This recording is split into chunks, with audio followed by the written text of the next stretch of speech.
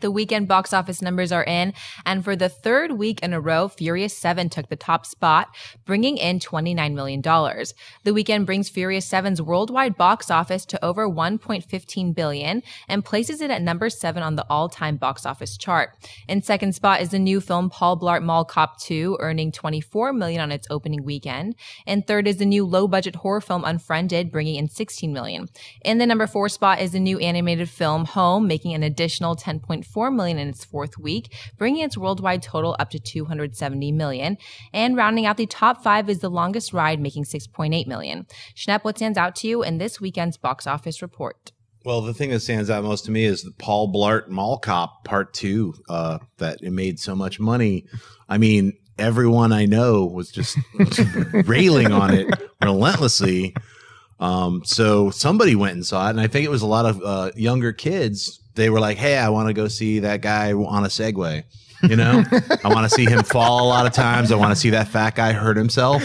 And we're going back to that old kind of Three Stooges, which I don't have a problem with. I mean, it kind of almost makes me want to see it because everyone said it's so dumb that I was like, I got to see this big, dumb, weird film. But so that's what stands out to me. Two things really stand out to me. One, of course, is Fast and Furious, third week in a row, number 1, crossing 1.15 billion.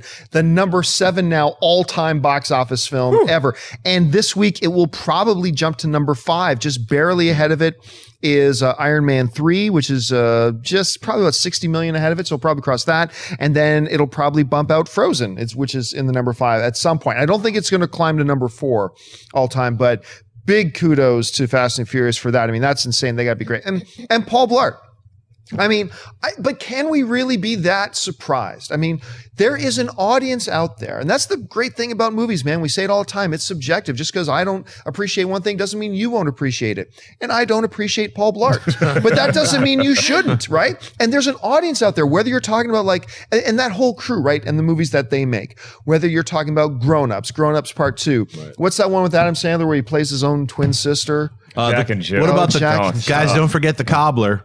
And now you got PAUL BLART, and the last one made money. We shouldn't really be surprised that this one made money. And it's like, you know what? It just goes to show you there are movies out there for everybody and every taste, and that's a good thing. It's something we celebrate. Anyway, Mark, what did you think? The first PAUL BLART actually made me chuckle a lot. In these trailers, it looked like a lot of chubby guy in a Segway pratfalls, but I think there is a market for that, certainly. I was a little bummed that UNFRIENDED didn't do over 20 million. I thought that might have been one of those sleeper horror hits that you hear about from time to time. It was such a low-budget film. It was a cool, inventive way to tell a horror story. I liked it more than I thought I would. And so I thought it might bump up to PAUL BLART levels, but it didn't quite get there. And then obviously, I think Furious 7 did two things. Yes, it's very impressive that it's now the number 7 film of all time, but it also, the fact that it pulled in under 30 million, I think it puts to bed some of that, oh, this thing could pass Avatar. This could be the highest grossing film of all time kind of thing. Even though it does have another week to probably stay at number 1 before Avengers Age of Ultron comes out. You know, the other thing to keep in mind too about that whole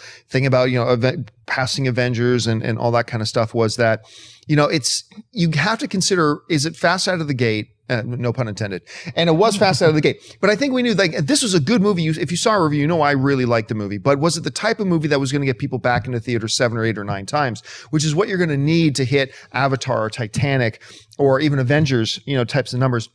And I don't think those kinds of numbers were there. With UNFRIENDED, though, I'm very impressed with it because not only was it with the results it got, not only was it a really low budget film, they didn't do much marketing for it at all. And it got pretty decent word of mouth. You're right. It was much better than I thought it would be. I thought it was going to be all kinds of awful. And it's not, actually, pleasantly surprisingly enough. And so 16 million for that, I actually think that's something they should be, I think if they had the fat guy who got his hand in the weird thing, if he was on a Segway, I think it would have been like 30 million.